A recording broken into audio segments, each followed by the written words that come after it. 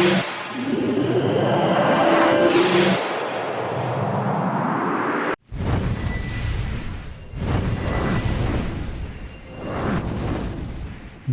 मैं आर.के. ललित संस्कृत व्याकरण में आप सबका हार्दिक स्वागत करता हूं।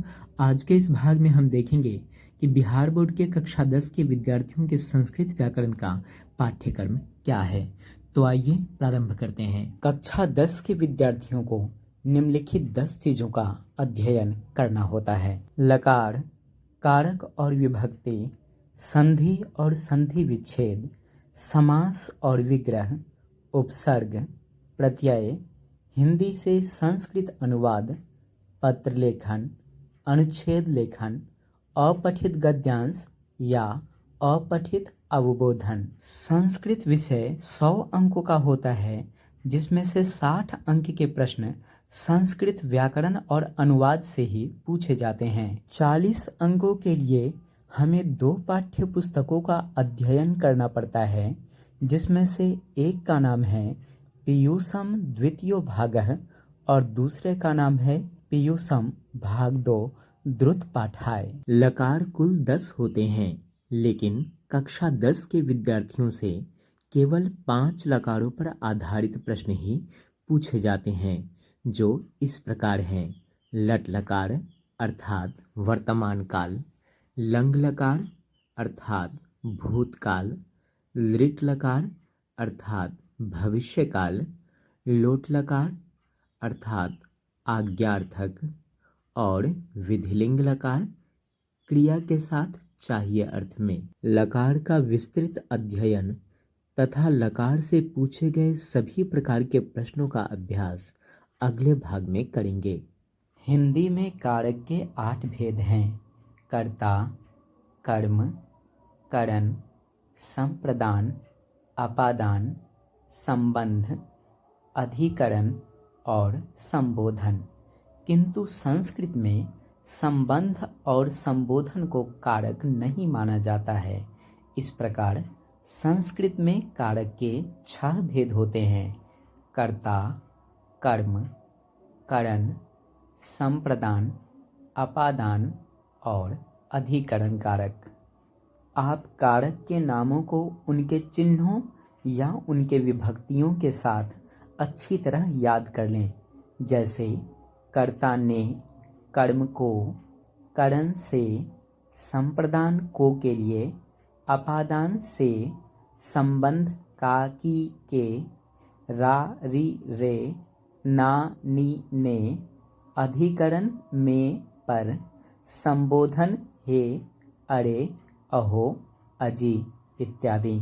हिंदी के कारक चिन्ह या विभक्तियां हैं: ने, को, से, के द्वारा, के लिए, काकी के, रारी रे, में, पर इत्यादि। इन्हीं चिन्हों के संस्कृत अनुवाद के लिए हमें शब्दरूपों को याद करना पड़ता है।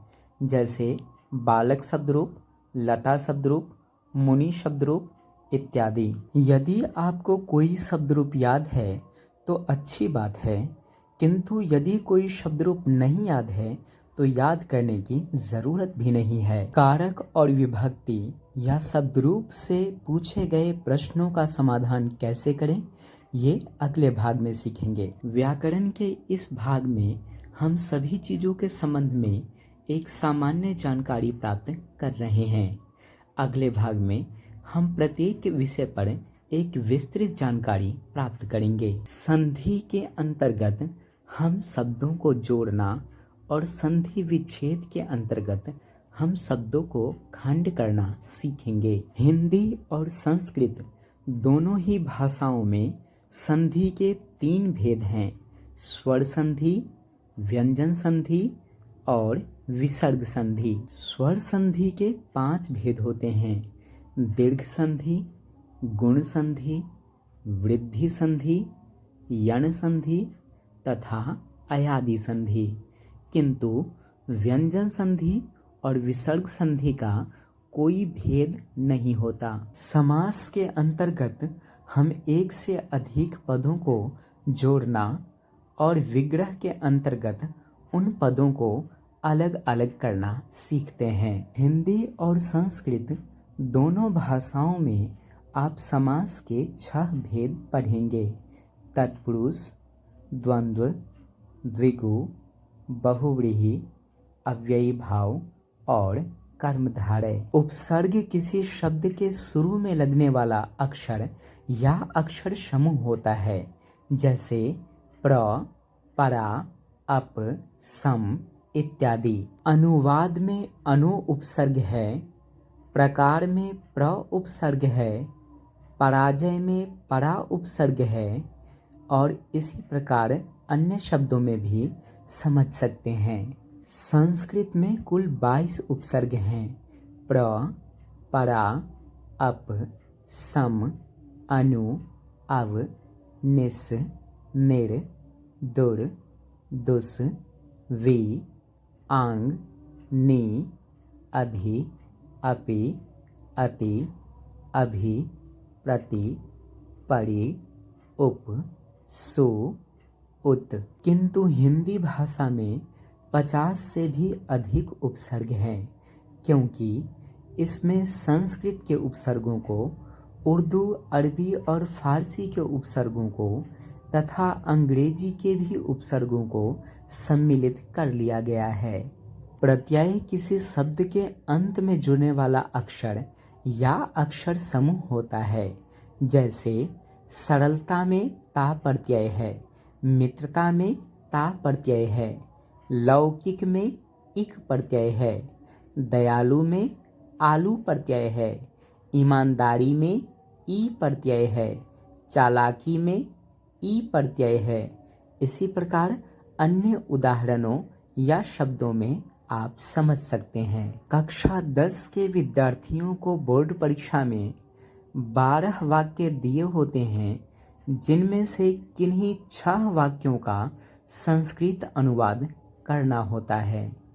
इन वाक्यों के अनुवाद के लिए लकार और कारक तथा विभक्तियों का अध्ययन आवश्यक होता है। यदि किसी विद्यार्थी ने कारक और विभक्ति तथा लकार का सम्यक अभ्यास कर लिया है, तो उन्हें अनुवाद में कोई कठिनाई नहीं होती है। बोर्ड परीक्षा में 6 हिंदी वाक्यों के संस्कृत अनुवाद के लिए 6 अंक दिए जाते हैं। पत्र लेखन कुल 8 अंकों का होता है।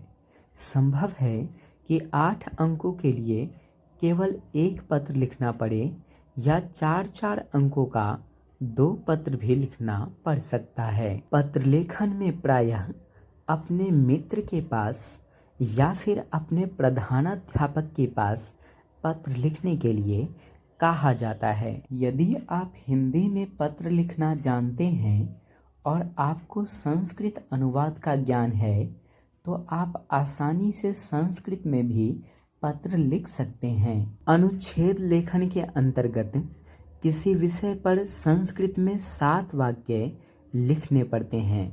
जैसे गाय पर अगर अनुच्छेद लिखना हो तो आप कह सकते हैं, गाय एक चौपाया जानवर है, गाय घास खाती है, गाय कई रंगों की होती है, गाय कई नस्लों की होती है, गाय एक उपयोगी जानवर है, गाय से हमें दूध प्राप्त होता है और भी अनेक वाक्य। लेकिन याद रखिए कि आपको हिंदी में नहीं बल्कि संस्कृत में 7 वाक्य लिखने हैं। 7 वाक्यों के लिए आपको परीक्षा में 7 अंक दिए जाएंगे। अपठित गद्यांश या अपठित अवबोधन के अंतर्गत एक लघु कथा दी जाती है और उसके नीचे कुछ प्रश्न दिए जाते हैं, जिनका उत्तर आपको उसी कथा से खोजकर लिखना होता है। अपठित गद्यांश या अपठित अवबोधन के लिए आपको 13 अंक मिलते हैं। आपकी बोर्ड परीक्षा में 2 अपठित गद्यांश भी हो सकते हैं, जिनमें से एक 6 अंकों का और दूसरा 7 अंकों का होगा। लकार, कारक और विभक्ति, संधि और संधि विच्छेद, समास और विग्रह, उपसर्ग, तथा प्रत्यय के प्रश्न वैकल्पिक अर्थात ऑब्जेक्टिव होंगे। आज के लिए बस इतना ही।